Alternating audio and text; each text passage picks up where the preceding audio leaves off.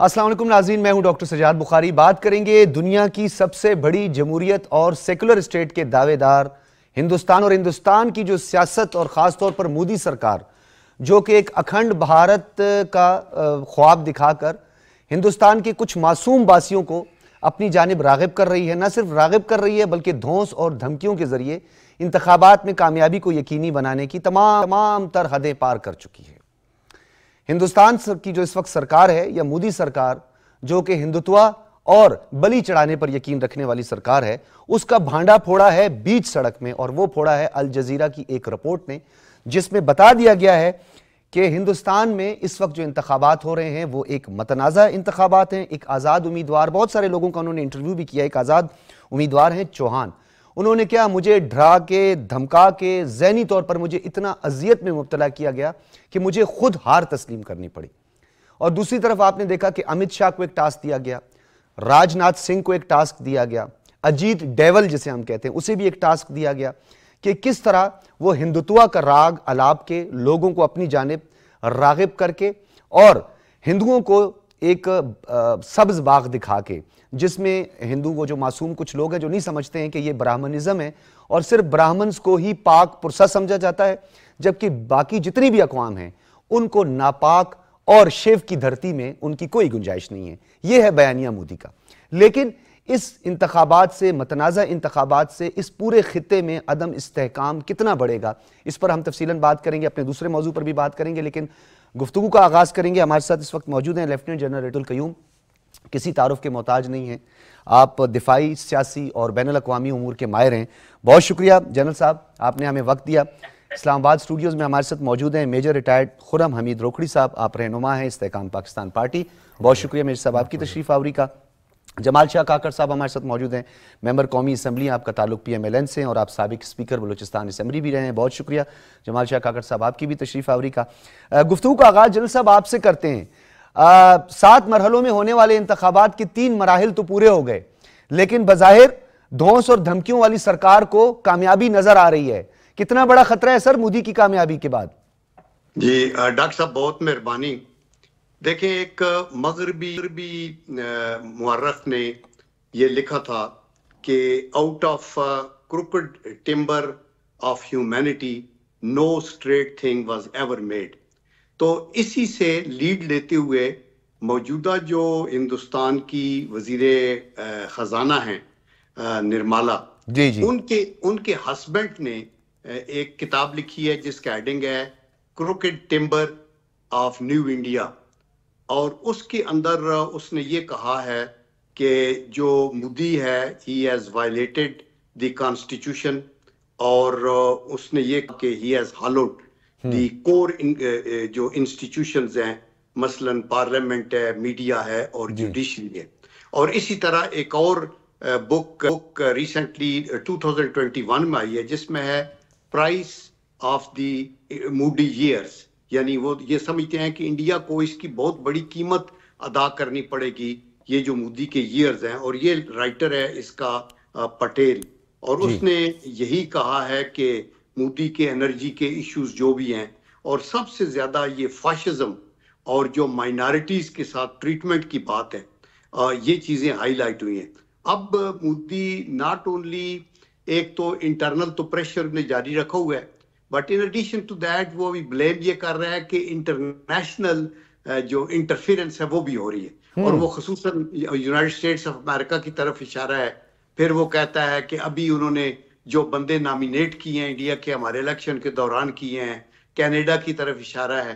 तो ये चीजें हैं जो वो अपने तौर पे कर रहा है। लेकिन जनरल साहब, क्या खुद इसकी नफी नहीं हो रही है कि जहां आप देख रहे हैं कि केजरीवाल जो है उसको भी जमानत मिल गई है, 1 जून तक उसको जमानत मिली है, उस पर जो है एक्साइज पॉलिसी में कोई फ्रॉड का इल्जाम लगाया, राहुल गांधी ने सिर्फ कहा कि मोदी ने करप्शन की है, वो चोर है, उसे सजा दे दी गई। इसके अलावा मुतादिद, जैसे आम आदमी पार्टी है, उसके अलावा मुतादिद पार्टियों के रहनुमाओं को गिरफ्तार कर लिया गया है। इंतखाबात से पहले प्री पोल रिगिंग भी जारी है, धौंस और धमकियां भी जारी हैं। तो क्या उसका ये बयानिया सरायत करेगा? देखें, ये चूंकि बेशर्मी के साथ मोदी को एक बैनुल अक़वामी सपोर्ट तो थी, यानी, और वो है भी because of A bigger size of the economy and bigger country جس کے اندر ریسورسز ہیں. اور یہ ماننا پڑے گا کہ مودی کے ٹائم میں ان کی اکنامک گروتھ بھی ہوئی اور ان کے باقی بھی جو ایشوز ہیں پرائیویٹائزیشن ڈی ریگولیشن اس طرف اس نے اپنے طور کے اوپر دھیان دیا اور جی ڈی پی بھی کانسٹنٹلی 6 سے اوپر رہی ہے. لیکن دی پوائنٹ از کہ ساتھ ساتھ ویسٹرن پریس یہ بھی کہتا ہے کہ وہ یہ کہتے ہیں اگر ہندوستان میں رہنا ہے تو جے شری رام کہنا ہوگا. یہ بھی ان کا نعرہ ہے. اگر ہم ملاؤں کو ذبح کریں تو وہ بھی جے شری رام کہنا شروع کر دیں گے. انڈیا نے ابھی جو حال ہی میں ایک ہیومن ڈیولپمنٹ کی ایک اسیسمنٹ ہوئی ہے اس میں کہا گیا ہے کہ 75 ملین پیپل انڈیا نے ورلڈ پور جو گروپ ہے اس میں ایڈ کیے ہیں اور ان کی پوزیشن ابھی فال ڈاؤن ہو کے 132 پہ چلی گئی ہے 191 میں. تو اس لیے ہر چیز جو ہے وہ جو ہے وہ شیر شکر نہیں ہے. اچھا جنرل صاحب یہ جو شیر شکر کی آپ نے بات کی 1996 کے بعد پہلی مرتبہ بھارتیہ جنتا پارٹی جو ہے وہ مقبوضہ کشمیر کے انتخابات میں حصہ نہیں لے رہی ہے. جن جماعتوں کو سپورٹ کر رہی تھی ان میں سے 2 جماعتوں نے بھی بی جے پی کی جو سپورٹ ہے اس سے بھی انکار کر دیا ہے. اس پر بھی تھوڑا سا روشنی ڈالیے گا کہ اس کی کیا آپ کو وجوہات لگتی ہیں؟ دیکھیں جی اس کی وجوہات صاف ظاہر ہیں کہ مودی کی پالیسیز شارٹ ٹرم تو ٹھیک ہیں کہ اکنامک اس کو آگے ہو رہا ہے, وہ ہندوؤں کو آگے لا رہا ہے, ہندوستان کو وہ بنانا چاہتا ہے, سیکولر کا وہ کانسیپٹ ختم کر دیا ہے. لیکن یہ ان کی جڑوں میں یا ان کی بنیادوں میں انڈیا کی میں بارود بھر رہا ہے. انڈیا ایک بڑا ملک ہے جس میں تقریباً 20% مسلمان ہیں, 14% باقی وہ لوگ ہیں. آپ دیکھیں سکھوں کے ساتھ منی پور میں آپ دیکھا کرسچین کے ساتھ کیا ہوا, مسلمانوں کے ساتھ کیا ہے. تو یہ جو فاشزم ہے اور اس کا ویسٹرن ورلڈ بھی ابھی جو ہے فارچونیٹلی وہ اویئر ہو چکی ہے. اور دیٹ از وائی اس کے اوپر یہ پریشر ہے کہ اگر آپ اس طرح کریں گے. انہوں نے بڑا ابھی وہ میں انڈیا ٹی وی سن رہا تھا اس کے اوپر وہ کوٹ کر رہے تھے جی کہ الجزیرہ نے ایسے کیسے کہہ دیا اور رائٹر نے یہ خبر کیوں دے دی, اور جو ویسٹرن واشنگٹن پوسٹ ہے, نیو یارک ٹائم ہے, اس کے اندر بھی یہ خبریں آئی ہیں کہ انڈیا کو مودی ایک ایسی ڈگر پہ لے کے جا رہا ہے جس کا ریزلٹ تباہی و بربادی اور فریگمنٹیشن یا بالکنائزیشن آف انڈیا سے کم وہ بالکل نہیں ہوگا. تو دیٹ وے اگر انڈیا کی یہ پالیسی پسند ہے کہ یہ اس نے صرف ہندوؤں کے لیے ہندوستان ہے باقی کسی قوم کے لیے نہیں ہے, تو میرے خیال میں اس سے بڑی دشمنی ایک سٹیٹ کے ساتھ نہیں ہو سکتی. اچھا جنرل صاحب 5 اگست 2019 کو جو آرٹیکل 370 اور 35A کو ریووک کرنا, وادی کو 2 حصوں میں تقسیم کرنا, پھر اس کے بعد جعلی ڈومیسائلز کا اجرا, پھر آبادکاری وہی جو غزہ کا ماڈل اڈاپٹ کیا ہے جیوز کا اور خاص طور میں نیتن یاہو کا, کیا یہ بھی ایک بڑی وجہ یہ سیٹ بیک ہوا ہے مودی کو جو مقبوضہ کشمیر میں انتخابات سے اس نے رائے فرار اختیار کی ہے؟ اور دوسری جانب اس نے 1 کروڑ 80 لاکھ کے قریب نئے ووٹرز کا اندراج بھی کیا, کیونکہ آپ نے خود بھی کہا یہ سارے انسٹیٹیوشن تو اس کے پولیٹیکل مفادات یا سیاسی مفادات کے ذیلی ادارے بنے ہوئے ہیں. جی بالکل. دیکھیں بات یہ ہے کہ آپ جب اس طرح کا سٹیپ لیتے ہیں تو ہماری یہ سب کانٹیننٹ میں اور ساؤتھ ایشیا میں یہ مینٹلٹی تو ہے, اسپیشلی انڈیا پاکستان میں, کہ بڑا بولڈ سٹیپ لیا ہے, very good. They will not see کہ اینڈ ریزلٹ. جو گریٹ لیڈرز ہیں نا, جو مدبر ہیں, جو فار سائٹڈ ہیں, وہ ہورائزن کے پرلی طرف بھی دیکھتے ہیں کہ کیا کرنا ہے. آپ نے دیکھا نیلسن منڈیلا کو اتنی سزا کے بعد رہا کیا گیا تو لوگوں نے اسے مجبور کیا کہ لو انگریزوں کے خلاف ایکشن, انہوں نے ہمارے اوپر بڑا ظلم کیا ہے. تو اس نے کہا نو ویٹ اینڈ لیٹ اس سی. اور آج آپ دیکھیں کہ ساؤتھ افریقہ جو ہے one of the up coming countries میں. انڈیا کو مودی یہ بات ٹھیک ہے کہ اس نے جو شروع میں پالیسیز رکھی ہے نا, مثلا فسکل پروڈنس کی پالیسی ہے, مثلا انفراسٹرکچر ڈیولپمنٹ کی پالیسی ہے, ڈیجیٹلائزیشن ہے, ڈس انویسٹمنٹ کی ہے, اور یہ چیزیں ہیں, یہ ان کو فائدہ دے رہی ہیں. لیکن ساتھ ساتھ یہ جو مسلمانوں کو ڈنڈے مارنے اور ہندوؤں کو ہلا شیری دے کے, اور وہ جس نے کہیں بیف کھا لیا اس کو ہلاک کر دیا, لوگوں کے گھروں پہ حملے, تو اس سے وہ غیر محفوظ ہیں. 20 کروڑ سے زیادہ مسلمان بھی, سکھ بھی اپنے طور پہ, اور ایون کرسچین بھی. انہوں نے مسجدیں بھی گرائی ہیں, بابری مسجد سمیت, اور انہوں نے مندر بھی گرائے ہیں, آپ نے دیکھا, اور انہوں نے گردوارے بھی گرائے ہیں. تو میرا خیال میں مودی کا انجام برا ہوگا. اور یہ جتنا عرصہ رہے گا اتنا زیادہ نقصان انڈیا کو ہوتا ہے. ویسے آپ کی بات سے جو ہے مجھے بات یاد آئی, آپ کا بہت بہت شکریہ. راہل گاندھی نے کہا تھا کہ ہمیں کسی دشمن کی ضرورت نہیں, مودی ہمارے لیے کافی ہے, کیونکہ جس طرح مودی نے یہ تمام تر اقدامات کیے. جنرل صاحب بہت شکریہ, آپ نے ہمیں وقت دیا, اور خاص طور پر ہندوستان یا سرکار یا ہندوتوا کا جو راگ الاپنے والی سرکار ہے وہ ہمارے لیے تو پریشانی کا باعث نہیں ہے, کیونکہ وہ پہلے ایئر اسٹرائک کرتے ہیں, پھر اس کے بعد کہتے ہیں ہمارے کبوتر آ گئے, پھر وہ کہتے ہیں ہمارے غبارے, پھر ہمارے ٹڈی حملہ کر دیتے ہیں. بگاڑ تو ہمارا کچھ نہیں سکتے, ہندوستان کا ہی بگاڑیں گے, کیونکہ وہ اکھنڈ بھارت کے چکر میں وہ اسٹیٹس تو علیحدہ ہوتی جا رہی ہیں, غم و غصہ پایا جاتا ہے. دوسری جانب جو ہے وہ آسام اور ناگالینڈ اور منی پور میں جو کچھ ہوتا ہے اور ہو رہا ہے اس کو مزید دوام بخشنے کی بات ہے. لیکن خطے میں دہشت گردی اور انتہا پسندی کو جو فروغ دینا ہے وہ مودی سرکار کا کام ہے, اور پورے خطے کے لیے ایک بڑا خطرہ ہے. اور بین الاقوامی دنیا جو کہ چائنا کی کنٹینمنٹ کے لیے ہندوستان کو ایک تھانے دار سمجھتی ہے, تو اسے بھی یہ سمجھنا چاہیے کہ اس تھانے دار جو ہے اس کو جو لداخ میں تھپڑ پڑے تھے, ایک بلٹ بھی نہیں چلی تھی, جو حال ہوا تھا, اتنا کمزور تھانے دار جو ہے وہ چائنا کی کنٹینمنٹ کے لیے کام نہیں آئے گا. ہم بڑھتے ہیں سیاسی جو ملک کے اندر اس وقت صورتحال ہے, اور خاص طور پر جو اندرونی انتشار کی کوششیں کی جا رہی ہیں, ایگریشن سیاست کے اندر, ڈیوائیڈ کرنا, ایک دوسرے سے نفرت, غیر پارلیمانی غیر اخلاقی جملوں کا انتخاب, لوگوں کو اکسانا. اس وقت جو خیبر پختونخوا کے وزیر اعلیٰ ہیں علی امین گنڈاپور, ان کا ماضی کا ٹریک ریکارڈ بھی آپ کے سامنے ہے. ہم کوئی بات ویسے ہی نہیں کہتے ہیں, ہم شواہد کی بنیاد پہ کہتے ہیں. ہم اس شہد سے شروع کرتے ہیں اور اس کے بعد ہم خواتین کے لیے جو نازیبہ الفاظ کا استعمال کیا جاتا ہے اور دھمکیاں دی جاتی ہیں, جو اس وقت وزیر اعلیٰ ہیں پنجاب کی, ان کے لیے کس طرح کے الفاظ کا استعمال کیا گیا. 20 مارچ کو انہوں نے جو کچھ کہا, اور پھر انہوں نے سابق صدر بلکہ صدر پاکستان آصف علی زرداری کے لیے انہوں نے کیا کچھ کہا, جو رشوت مانگے گا اس کا اپنے سر پھاڑ دینا ہے. لیکن وہ آڈیو بھی ابھی آپ کو میں یاد کروا دیتا ہوں کہ جس میں وہ کیش کروڑوں روپے کی ڈیل ہو رہی تھی, تو وہ سر پھاڑنے والی سرکار مانگ رہی تھی. اسی طرح کے حالات جو ہے 1 مارچ کو اسمبلی میں جو خطاب تھا اس میں, او پولیس والو فوراً FIRs ختم کر دو ورنہ تمہیں میں نہیں چھوڑوں گا. اس کے علاوہ 9 مئی کو جو بلاول بھٹو صاحب کو بھی دھمکیاں دی گئی. اب بات بہت آگے بڑھ گئی ہے جی. اس وقت جو فیصل کریم کنڈی صاحب ہیں گورنر خیبر پختونخوا, ان کو دھمکیاں دی ہیں کہ جی میں تو اب چڑھائی کروں گا اور چڑھ دوڑوں گا گورنر ہاؤس پہ. اور پھر انہوں نے بھی ترکی بترکی جواب دیا. انہوں نے کہا جی یہ کوئی یہاں پہ اس وقت کوئی ایکسپریس وے نہیں ہے جہاں پہ آپ دوڑ لگائیں گے, یہاں میں پکڑ کے گھسیٹوں گا آپ کو. اور انہوں نے ترکی بترکی اس کا جواب دیا ہے, اور انہوں نے یہ بھی کہا ہے کہ جیسا منہ ویسی تھپڑ, اور حالات بھی کچھ ایسے ہی نظر آ رہے ہیں. اس حوالے سے ہم بات کریں گے. خرم حمید روکھڑی صاحب, یہ تمام نشیب و فراز آپ کے, اب ہم آف دی ریکارڈ بھی بات کر رہے تھے کہ ہماری نوجوان نسل جو ہے وہ کس جانب راغب ہو رہی ہے. یہ اس کا ایم اینڈ آبجیکٹو کیا ہے آخر؟ اس طرح کی انتشار کی سیاست, لوگوں کے اندر اتنی نفرت, ایون کہ گھروں کے اندر ہمیں ڈیوائیڈ کرنے کی جو کوششیں ہیں, اس کے پیچھے عوامل کیا ہیں, ایجنڈا کیا ہے سر؟ وہ عربی کی ایک کہاوت ہے کہ ہر برتن سے وہ چھلکتا ہے جو اس میں ہو. جو برتن کے اندر ہوگا وہی چھلکے گا باہر. جو اہم چیز ہے وہ ہے پولیٹیکل بیہیویئر. آپ کا پولیٹیکل بیہیویئر میں لیجیٹیمیٹ بیہیویئر, الیجیٹیمیٹ بیہیویئر دونوں کاؤنٹ ہوتے ہیں انٹرنیشنل جو سمجھ آتا ہے. پھر آپ کا جو پرسنل ہیومن بیہیویئر ہے وہ بہت اہم ہے. آپ ریپریزنٹ کر رہے ہیں ایک علاقے کو, آپ وزیر اعلیٰ ہیں, آپ جو بھی بات کریں گے تو آپ عکس ہیں ان لوگوں کا جن سے آپ ووٹ لے کر آئے ہوئے ہیں. میں سمجھتا ہوں کہ KP کی جو تاریخ ہے باقی تمام صوبوں سے, وہ وزاداری میں اور اخلاقیات میں, الفاظ social cultural values, social culture میں, ویلیوز میں بہت رچ تاریخ ہے اور زیادہ بہتر تھے.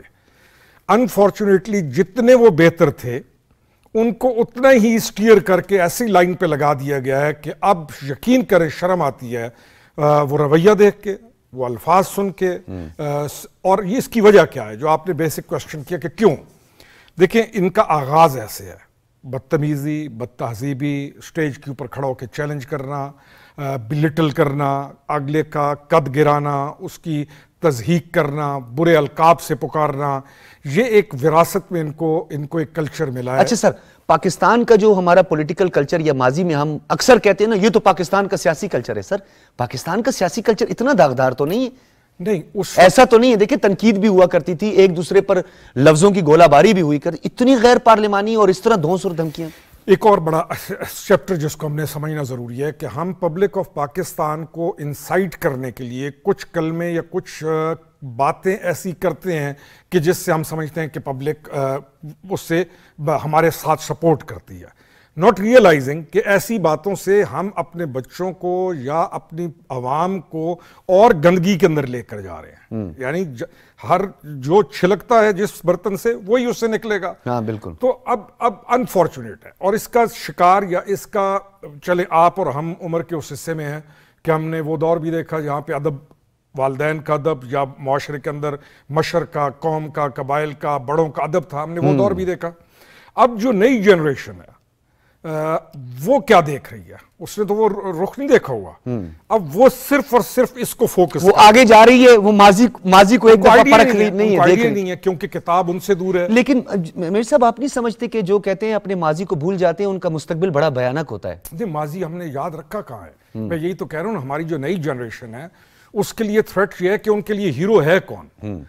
یہ جو پاپولزم کا پاپولسٹ موو ہے جی، موو جو ہے، اس کے افیکٹس کو ان کو تو تب سمجھ آئے گی جب ان کے بال سفید ہو جائیں گے اور جب نقصان اٹھا چکے ہوں گے. لیکن بہت انفارچونیٹ ہے، اس طرح کے رویے کو کنڈیم کرنا بھی ضروری ہے اور افسوس بھی ہوتا ہے کہ ہم کس طرف چلے گئے. ہاں خیر، وہ ٹرائکا پلس کی کہیں تیاری تو نہیں ہو رہی ہے بین الاقوامی سطح پر بھی، یہ بھی ایک بڑا المیہ ہے. جمال شاہ کاکڑ صاحب، کیونکہ ہم نے ویلیوز کی بات کی، آپ خود ایک ٹرائب سے تعلق رکھتے ہیں، اور ہم جب بھی خیبر پختونخوا اور بلوچستان کے اس سوشل یا کلچرل ڈائنامکس یا ویلیوز کی بات کرتے ہیں تو اس میں اخلاقیات، شائستہ گفتار اور دا وے ٹاکنگ، مطلب جو ہم بات کرتے ہیں اس کا انداز ہوتا ہے. یہ جو سیاسی کلچر ہے، اس کے لیے تو پارلیمنٹیرین اور سیاستدانوں نے مل کر ہی نا اس کے لیے کوئی حکمت عملی تیار کرنی ہے. باتوں سے کرنے سے تو باتیں میں بھی بہت کر رہا ہوں، ہم سب یہاں پہ بیٹھ کے بات کریں. حکومت وقت اس کے لیے کیا حکمت عملی تیار کر رہی ہے کہ اس اقدار کو کہیں ہم پیچھے نہ چھوڑ دیں؟ بہت مہربانی ڈاکٹر صاحب، آپ نے پروگرام میں ہمیں موقع دیا. اس سے پہلے آپ نے ایک بات کی انڈیا کے حوالے سے، مودی کے حوالے سے، الیکشن کے حوالے سے. میں مختصراً اتنا کہوں گا کہ دنیا کی کوئی طاقت پاکستان کا کچھ نہیں بگاڑ سکتا ہے اگر ہم خود نہ بگاڑیں.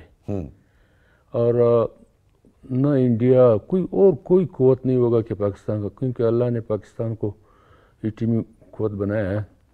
اور اس قوم میں جو جذبہ ہے ملک کے حوالے سے، وہ آپ کرکٹ کا میچ دیکھ کے جب کسی اور ملک کے ساتھ میچ ہوتا ہے تو ہماری قوم کیا جذبات رکھتی ہے.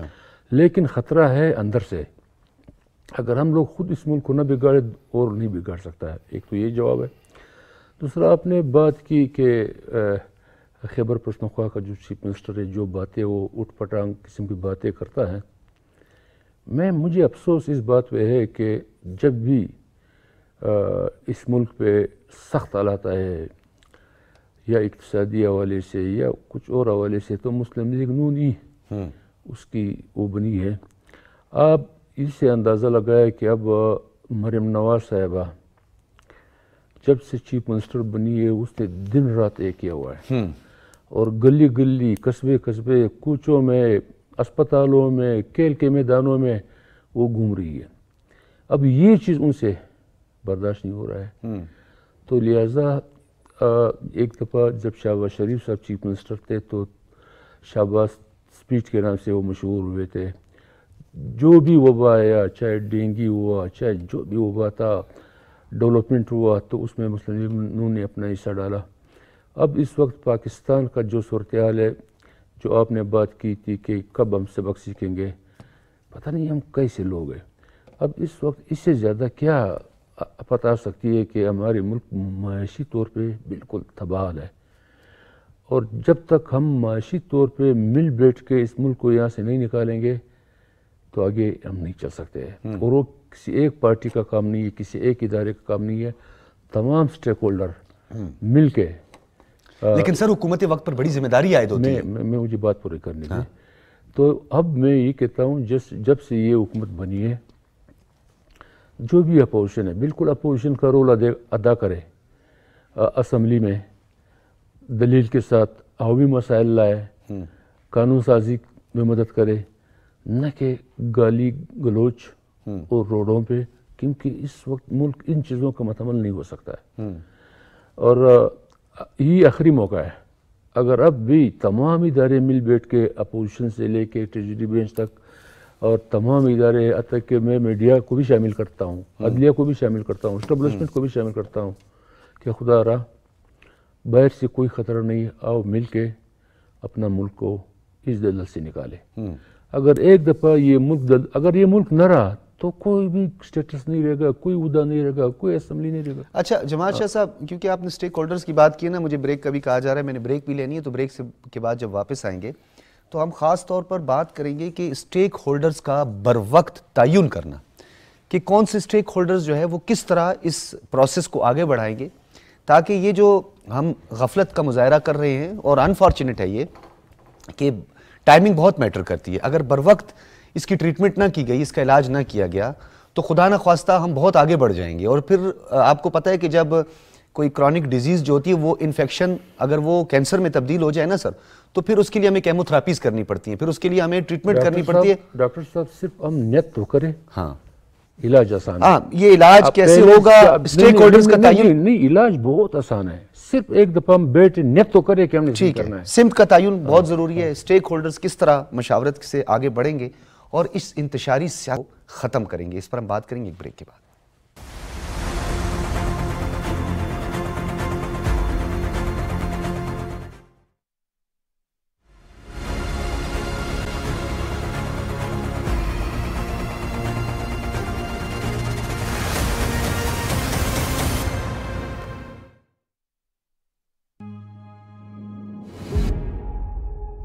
جمہوری نظم میں حقائق سیاسی ہوں یا معاشی،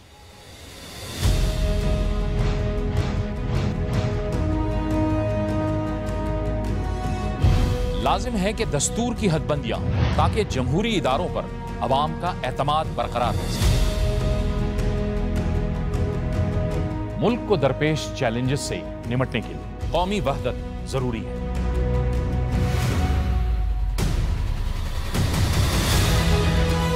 معاشی توازن، سیاسی برداشت، اختلاف رائے کی توقیر اور آئین کی بالادستی، ان تمام امور سے جڑے حقائق پرکھنے اور جاننے کے لیے دیکھیے پروگرام شاہراہ دستور شب 11:05 ہر ہفتے اور اتوار کی رات صرف پی ٹی وی نیوز میں.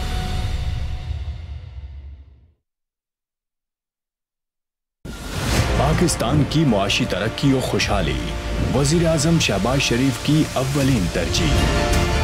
پاکستان اور ورلڈ بینک کے مابین طویل المدتی شراکت داری پر اتفاق.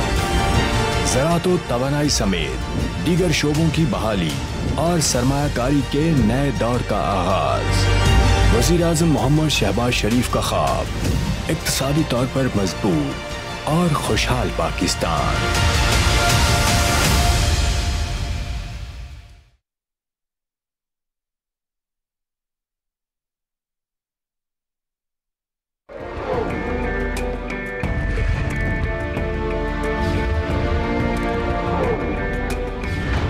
پاکستان کی داستان، اس کے لیے کی گئی جدوجہد اور اس کا حصول رہتی دنیا تک انسانوں کے لیے رہنما رہے گی کہ کس طرح عظیم مشکلات سے نبرد آزما ہوا جاتا ہے.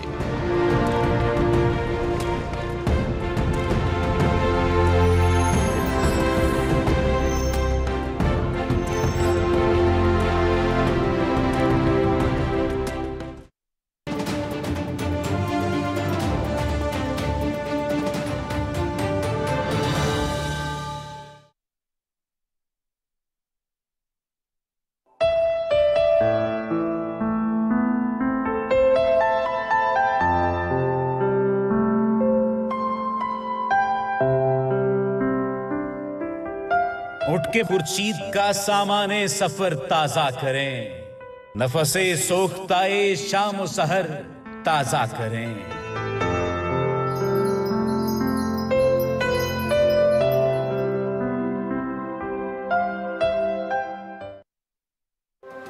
بلند و بالا پہاڑ،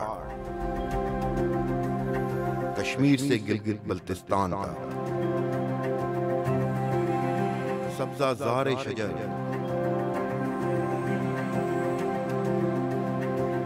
صحرا سے سمندر تک، کراچی سے خنجراب تک،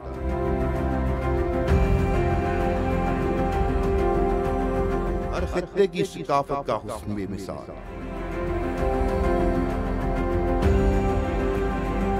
یہ ہے میرا آپ سب کا ہم سب کا پاکستان.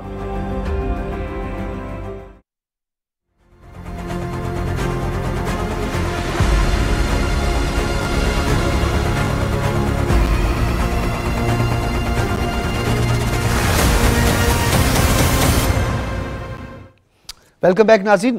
روکڑی صاحب آپ کی طرف آؤں گا بریک سے قبل. جس طرح جمال شاہ صاحب کہہ رہے تھے کہ تمام مکاتب فکر کو، اسٹیک ہولڈرز کو یکسوئی کے ساتھ اور ایک افہام و تفہیم سے آگے بڑھ کے اس مسئلے کا حل تلاش کرنا پڑے گا. ہاؤ؟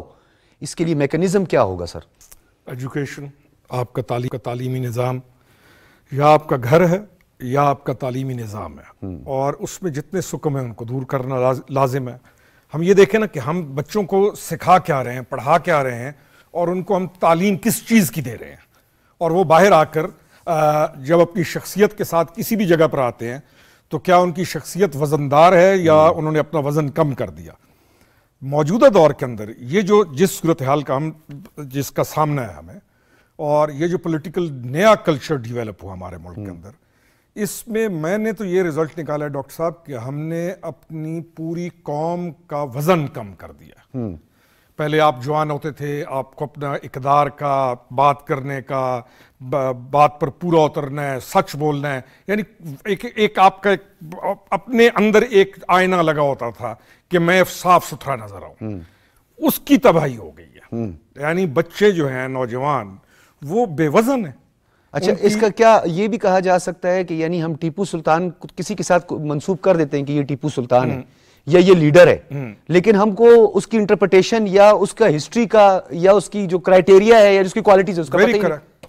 ہم نے نام رکھ لی ہیں، لیکن جو شخصیت ہے، جو نوجوان اس وقت بن رہا ہے، جو اس پولیٹیکل انلیجیٹمیٹ بیہیویئر کا شکار ہے، وہ اس نے اپنی شخصیت کو داغدار کر لیا. اب کل وہ جب بڑی سٹیج پہ آئے گا، جب اس کے بچے ہوں گے، ان کو کیا تعلیم دے گا؟ وہ سچ اس سے گیا، جھوٹ اس میں آ گیا، مذاق، ٹھٹھا، تمیز فقدان. تو اب ہم جس چیز کو ہم پہلے لے کے آئے کہ جو لیڈر ہوتا ہے وہ ضامن ہوتا ہے تمام قوم کا کہ وہ جیسا بیہیویئر کرے گا، ہیومن بیہیویئر ہے، وہ آگے اس کو اڈاپٹ کریں گے. اگر لیڈر ہی ایسا ہو کہ وہ کھڑا ہو کے سوائے موکنگ یا تمسخر یا تانا یا تو اس کا اثر کس پہ جائے گا؟ نوجوان نسل پہ جائے گا. اس کے پیچھے ایک اور چیز ہے. اگر آپ نے کام نہیں کرنا، پھر یہ کام کرتے رہے، پھر آپ لوگوں کو انسائٹ کریں، بھڑکائیں، کیونکہ آپ نے کام نہیں کرنا. اب جو کام کرنے والا ہوگا، جو اپنی گورنمنٹ کو چلائے گا، جو گورنمنٹ کو رن کرے گا، اس کے پاس ایسا بیہیویئر کرنے کا وہ کرے گا کبھی اس طرف نہیں. ایک چیز کی سمجھ نہیں آتی سر، پارلیمنٹ کی بے توقیری کرنے والے سپریمیسی آف پارلیمنٹ کی بات کرتے ہیں، قانون کی دھجیاں بکھیرنے والے سپریمیسی آف لا کی بات کرتے ہیں. اچھا، میثاق مدینہ کی بات کرنے والے اگینسٹ، ٹوٹل اس کے بالکل اگینسٹ ان کا جو ہے عمل ہے. سمجھتے کیوں نہیں ہیں ڈاکٹر صاحب؟ ان کا سروائیول اسی میں ہے. ان کو پتا ہے کہ اگر تمیز یا پیار یا اخلاقیات دکھائی تو ہمارا سروائیول نہیں ہے. تو انہوں نے اپنے آپ کو دکھانے کے لیے، اپنے آپ کو بتانے کے لیے کہ میں بد تہذیبی کا چورن، یس، انہوں نے وہ کام کرنا ہے، یہ مجبور ہیں.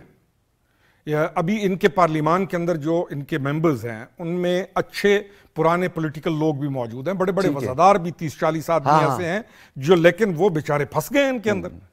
باقی جب تک وہ سر ایک وزادار تو کہتے ہیں میں اپنے باپ سے بھی نہیں ڈرتا سر. نہیں، ابھی آپ دیکھیں کتنا، آپ مجھے بتائیں، میں نے جب وہ فکرہ یہ سنا، نہیں مطلب is this justified sir, is this justified؟ میں بتائیں کہ میرا بیٹا، میری اولاد یہ کہے کہ ہم نے تو باپ سے بھی معافی نہیں مانگی، اس کا مطلب ہے کہ پرورش میں اتنا نقص تھا، پرورش میں اتنے مسائل تھے کہ تم نے اپنے باپ کی عزت نہیں کی. باقی کو چھوڑو، تم نے تو اپنے باپ کی بے توقیری کی ہے، یہ الفاظ کہہ کے، جذبات میں کہے یا غصے میں کہے، تم نے، یعنی تمہیں صرف اپنا باپ ملا تھا جس کی تم نے بے توقیری کرنی تھی. سوچیں نا کہ میرا بیٹا یا میں ادھر بیٹھ کے کسی بھی صورت اپنے والد کے بارے میں. سر قومی مجرم کسے کہتے ہیں؟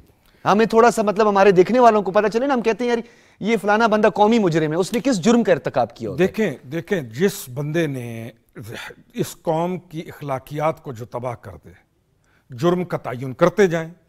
چوری ایک علیحدہ چیز ہے. میرے لیے میں پچھلے دنوں ایک ڈیبیٹ ہوئی, میں نے کہا یار بڑا مسئلہ یہ ہے کہ آپ کی قوم کی اخلاقیات کو تباہ کر دیا گیا ہے اور ایک بڑے منظم طریقے سے تباہ کیا گیا ہے اور اس کے اندر بہت سارے لوگ شامل تھے. اب اس سے ریکور ہم نے کیسے کرنا ہے, ہم نے دوبارہ پیٹرن میں کیسے آنا ہے, غیر سنجیدگی سے سنجیدگی کی طرف کیسے آنا ہے, یہ ایک اہم سوال ہے. اچھا, جس کی طرف یہ جو آپ بات کریں جمال شاہ کاکڑ صاحب, وہ ایک مثال ہم دیتے ہیں نا, کیونکہ آپ بھی سمجھتے ہیں, بلکہ ہمارے دیکھنے والوں کو میں تھوڑا ٹرانسلیٹ بھی کر لوں گا, کہ وہ منان چوک پر کوئی کھڑا ہو رہا ستابزو گورم, مطلب آؤ میں تمہیں دیکھ لوں گا. یہ سیاستدان کی یہ زبان ہوتی ہے, کیونکہ وہ ایک تربیت گاہ سے نکلا ہوتا ہے نا سر, کیونکہ جو پولیٹیکل پارٹیز ہوتی ہیں ان کے اندر تھوڑی سی اقدار کی ٹریننگ تو دی جاتی ہے, پراپر اس کی کلاسز نہیں ہوتی, یہ ایک علیحدہ سوال ہے, لیکن کم سے کم وہ بہت سارے مراحل سے گزر کر آگے آیا ہوتا ہے. ابھی آپ بھی بیٹھے ہوئے ہیں بات کرتے ہیں, میں آپ کو جتنا بھی اکسانے کی کوشش کروں آپ بڑے تامل مزاجی سے اس کا جواب دیں گے. تو سر اس کی روٹ کازز کو تلاش کرنا ہے نا. آپ کا پروگرام بہت زبردست پروگرام ہے, لیکن انسان کو وہ بات کرنا چاہیے جو دل کو بھی لگے. تعلیم کی بات کی روڑی صاحب نے, میں کہتا ہوں کہ ہمارے تعلیم اور شعور دو علیحدہ یہ الگ چیز ہے. ہاں, چالاک اور ہوشیار یہ بھی الگ ہے. ہمارے تعلیم اس وقت چالاک لوگ پیدا کر رہے ہیں, ہوشیار پیدا نہیں کر رہے ہیں. تو تعلیمی نظام میں تھوڑا سوچنا چاہیے. اگر میں تھوڑا اس میں اضافہ کر دوں, جب آپ بھی پڑھتے تھے ہم بھی پڑھتے تھے, تو اوپر بورڈ کے اوپر لکھا تھا تعلیم اور تربیت, کریکٹر بلڈنگ کا کام نہیں ہوگا. تربیت کا معنی یہ ہے کہ تعلیم کے ساتھ جب شعور نہیں ہوگا تو پھر یہ حال ہوگا. اور چالاک کا تشریح یہ ہے کہ چالاک اپنا بھی بیڑا غرق کرتا ہے, آپ کا بھی بیڑا غرق کرے گا. ہوشیار اپنے آپ کو بھی بچائے گا, آپ کو بھی بچائے گا. تو ہمارے تعلیمی نظام لکھے پڑھے چالاک پیدا کر رہے ہیں. تو یہاں ویسے آپ نے نئی ٹرم کا جو ہے نا اضافہ کر دیا سر, پڑھا لکھا چالاک. اور چالاک, اور اب ایک تو یہ جو صاحب نے کہا کہ تعلیمی نظام, اس میں تو صرف ایک روحانی اصلاح کی سبجیکٹ کی ضرورت ہے, کہ اس میں نرسری سے لے کے ماسٹر تک.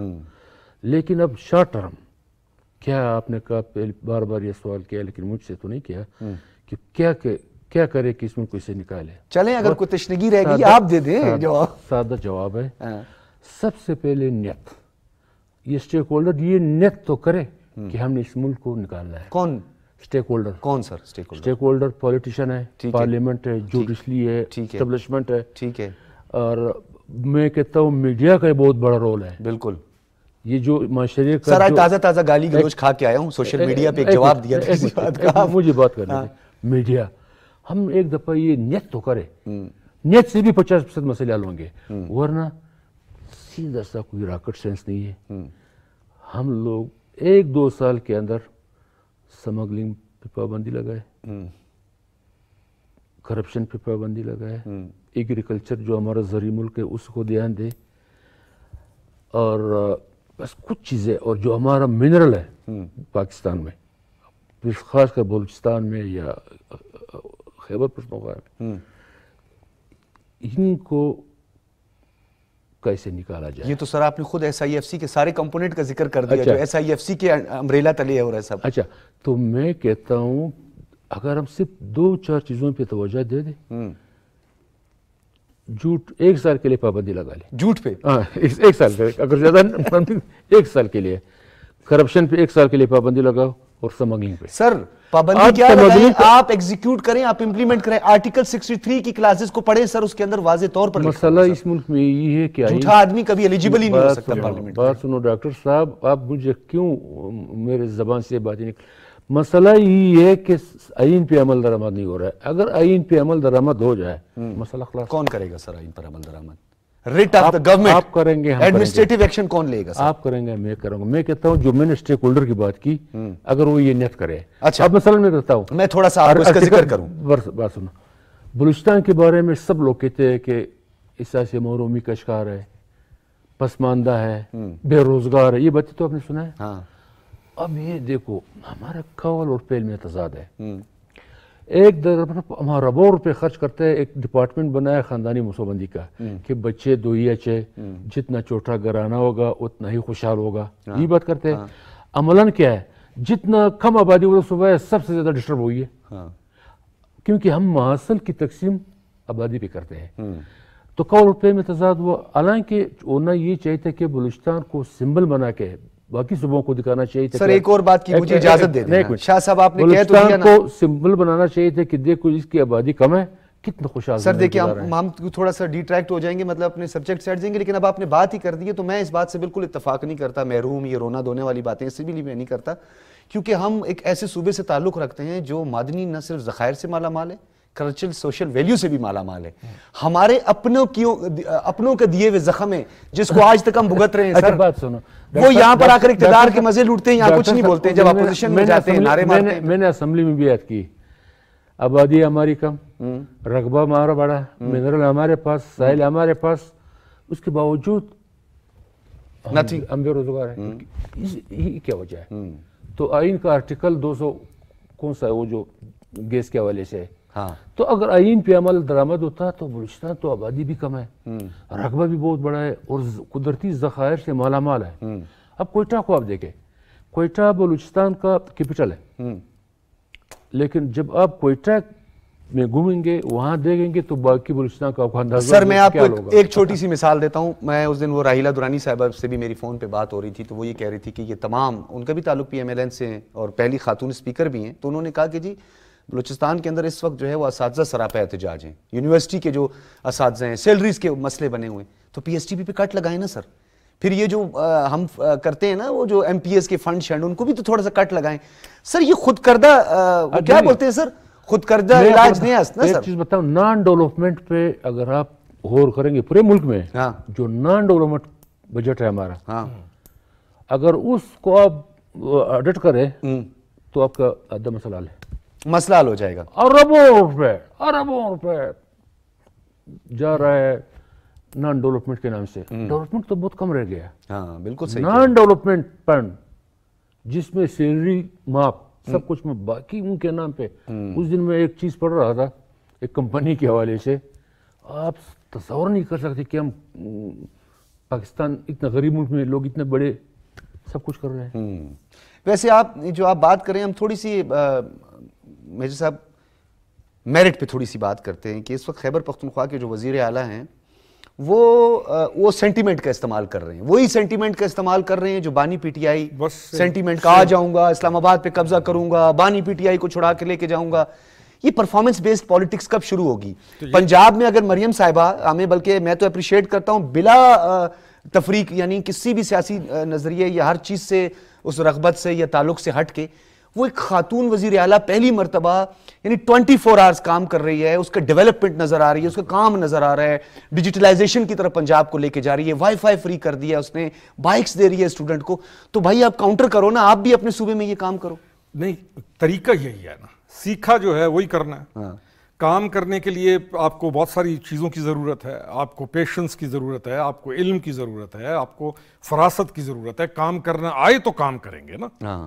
اب 10 سال سے گورنمنٹ ہے وہاں پہ, 10 سال کی گورنمنٹ کے بعد آج جو حالات ہیں یا آپ جو کچھ بھی بول رہے ہیں, تو بھائی 10 سال سے آپ لوگ تھے یہاں پہ. میرا کنسرن پھر جو آپ کا سٹارٹ ہے اس کے اوپر کہ کیا قوم متحمل ہے کہ اس کی اخلاقیات کے اندر یا جو کچھ باقی بچا ہے ہمارے پاس, کیا ہم اپنے نوجوانوں کو برباد کرنے کے لیے لازم ہے کہ ہم ان کو اس روش پر لے کر جائیں یا اس ڈگر پر چلائیں کہ جس کا آپ نے ایک مظاہرہ 9 مئی کو دیکھا, وہ مظاہرہ تھا نا, آپ نے انسائٹ کیا بچوں کو, آپ نے جذبات کے ساتھ کھیلا ان کو انٹائی اسٹیٹ کی طرف آپ لے کے جائیں, یا آپ ایک لا لیس سوسائٹی کریٹ کرنے کا ایک اور ایجنڈا لے کے کیوں چلیں؟ تو کیا اس کا مطلب ہے کہ پیچھے کو اور کہانی ہے؟ سر اکاؤنٹیبلٹی کا بھی تو ایک مسئلہ ہے ہمارے ہاں, بہت بڑا مسئلہ. اکاؤنٹیبلٹی اگر ہوتی, بالکل ٹمبر مافیا کے خلاف جہاد کیا, یہ کیا وہ کیا, خیبر پختونخوا میں چاہتا ہوں ہم ہمیشہ جا کر دیکھتے ہیں ابھی بھی جس طرح بے دریغ کٹنگ ہو رہی ہے. آپ دیکھیں کہ وہ جو بہار اور دہاڑ بھی وہاں کے لوگ کہتے ہیں نا, دہاڑ بہار کی لکڑی ہے, بہت مہنگی لکڑی ہے, اس کی کٹنگ آج سے نہیں ہو رہی, سالوں سے کٹنگ اس کی ہو رہی ہے. ٹورزم پر ہم نے بڑا کام کیا ہے, منڈی مالیہ میڈوز روڈ ہے, وہ پتہ نہیں 1.5 ارب سے زیادہ کا منصوبہ ہے, آج بھی وہ کھٹائی کا شکار ہے, اس پر بھی کام نہیں ہو رہا. تو یہ مطلب یہ باتیں ہی صرف ہوں گی اور اسی پہ تسلی دیں گے. ڈاکٹر صاحب جی کچھ سوری, یہ جو آپ خیبر پختونخوا کے چیف منسٹر کی بات کر رہے ہو, یہ پورا خیبر پختونخوا کے عوام کے ساتھ زیادتی کر رہا ہے. کیونکہ وہ عوام دیکھ رہا ہے کہ ایک طرف صبح پھر اکثر آپ پنجاب سے گلا کرتے ہو. پنجاب کے چیف منسٹر ایک دفعہ شہباز شریف صاحب تھے, اس نے ریکارڈ کام کیا. اب مریم نے دیکھو بدترین رویے کا بہترین جواب, لوگ خاموشی کے تھے, یہ کام سے جواب جواب دے رہے ہیں. کام سے اب یہ میڈم مریم نواز صاحبہ, میں حیران ہوں کہ نہ گرمی, دھوپ, سردی, بارش وہ نکلی ہوئی اور گھر گھر قصبے میں گھوم رہی ہے. بالکل. اور ایسے نہیں, اور دن کو میٹنگیں بھی کر رہی ہے, شام کو اسپتالوں میں جا رہی ہے, میٹنگ بھی کر رہی ہے, پالیسیاں بھی بنا رہی ہے. میں تو یہاں یہ کہتا ہوں اگر اسی طریقے سے ان کو 1 سال بھی چلے تو پھر وہاں ایک تحریک شروع ہوا کہ پنجاب اتنا خوبصورت کیسے بن گیا. تو بناؤ, ابھی آپ کا حکومت ہے وہاں پہ, 10 سال سے آپ بیٹھے ہو, تو کام کرو بجائے کہ آپ یہاں بڑکے مارتے ہو. کام کرو وہاں. نہیں کام تو, اگر کام کی تو بات ہے نا شاہ صاحب, بات یہ ہے کہ کام جو کہہ رہے ہیں یہ بار بار یہاں پہ ذکر اب یہاں سے اب اندازہ لگا ہے کہ اس وقت مہنگائی تھوڑا سا کنٹرول ہوئی, نیچے آنا شروع ہو گیا. انفلیشن کم ہو رہی ہے, بلومبرگ نے کہا ہے کافی کم. معاشی اشاریہ بہتری کی طرف. آپ لوگ ذرا دیکھ لے, اگر خود نہیں کر سکتے ہو ان کو کام کرنے دے. 1 سال کے بعد اب دیکھیں عوام کتنی خوشحال ہوگا. عوام اس وقت خوشحال ہوگا کیا مہنگائی کنٹرول کرے. اچھا سر, جوڈیشری کے حوالے سے بھی ہم مطلب کیونکہ یہاں پہ بات کرتے ہیں, ان کے بہت ساری چیزیں اس پہ بات کی جا سکتی ہیں, ان کے فیصلوں پہ بھی بات کی جا سکتی ہے. عرصے دراز سے ساری پارٹیاں جو ہے وہ دعوے کرتی رہی ہیں کہ ہم جوڈیشل ریفارمز لائیں گے. کیا طے کیے, کون سی جوڈیشل ریفارم؟ اسپیڈی ٹرائل کہاں ہیں؟ وہ ہمارے کھوسا صاحب تھے, انہوں نے کہا تھا میں نے تو عدالتیں بنا دی ہیں اور اسپیڈی ٹرائل بھی ہوگا. اسپیڈی ٹرائل سر وقت کی عام ضرورت ہے بہت. اس پہ سر پلیز میں چاہتا ہوں آپ کی کمنٹ میں چاہوں گا. شاہ صاحب نے کس طرح, جمال صاحب آپ کو کلوز کریں تو کہ 2 منٹ ہے, میں چاہتا ہوں اس پر بھی ذرا ریمارکس لے لیں. میں صرف اتنا کہوں گا کہ اس لیے ہم کہتے ہیں پارلیمنٹ سپریم ہے, ہر ادارے میں بہتری کی گنجائش موجود ہوتی ہے. تو میں نے شروع میں یہ کہا تھا دوسرے پروگرام میں کہ اپوزیشن کو چاہیے, تمام حکومتی بینچوں کو چاہیے کہ مل بیٹھ کے, چاہے جوڈیشری میں ہو چاہے جہاں پہ بھی بہتری کی گنجائش سے مل کے بیٹھ کے. یہ ٹھیک ہے جی. روکھڑی صاحب, اسپیڈی ٹرائل کی بات کرتے ہیں, D G I S P R کو آنا پڑتا ہے, وہ ہمارے ملک کے سرحدوں کے محافظ, ایسٹرن ویسٹرن بارڈر کے چیلنجز, ہائیبریڈ وار کے چیلنجز, انتشار کے چیلنجز, ڈیزاسٹرز میں ان کو بلا لیتے ہیں. سر سیاسی جماعتیں جو ہے یہ کب اسپیڈی ٹرائل کی طرف جائیں گی؟ جوڈیشل ریفارمز لانی ہے. سر ایک سیاسی جماعت نے جو جوڈیشل کیوس کو لے کر اوپر گئی, آپ اس کو دیکھ لیں. ٹھیک ہے, یعنی جس چیز کی طرف جانا چاہیے, یا جوڈیشل سسٹم سے جو مجھے میرا جو مسئلہ ہے یا عام پبلک کا جو مسئلہ ہے, اگر وہ حل نہیں ہو رہا اور وہ کسی اور جگہ کے اوپر انڈلج کر دیے جائیں یا ان کو کسی اور جگہ پھنسا دیا جائے, تو اس چیز کو دیکھنا بہت اہم ہے. بہت شکریہ. جوڈیشری کی طرف تو بہت زیادہ توجہ. بہت شکریہ خرم حمید روکھڑی صاحب, جمال شاہ کاکڑ صاحب, آپ کا بہت شکریہ. لیفٹیننٹ جنرل ریٹائر عبدالقیوم نے بھی ہمیں ٹائم دیا تھا, آپ کا بھی بہت شکریہ. ناظرین اجازت دیجیے, اللہ حافظ.